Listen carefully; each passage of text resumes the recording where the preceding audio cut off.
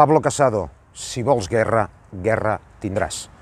Perquè les vostres declaracions sobre els càstigs que infringeixen els mestres catalans per parlar en castellà a les escoles catalanes com aquesta que tinc aquí al darrere són execrables i són una declaració de guerra.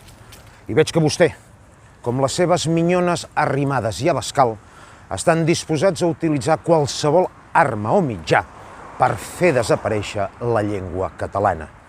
Molt bé, nosaltres utilitzarem també qualsevol mitjà per defensar i fer prevaldre la llengua catalana i defensar la nostra pàtria de qualsevol espanyol com vostè, que ve a Catalunya amb ínfoles imperials i tracta els catalans com si fossin els seus esclaus.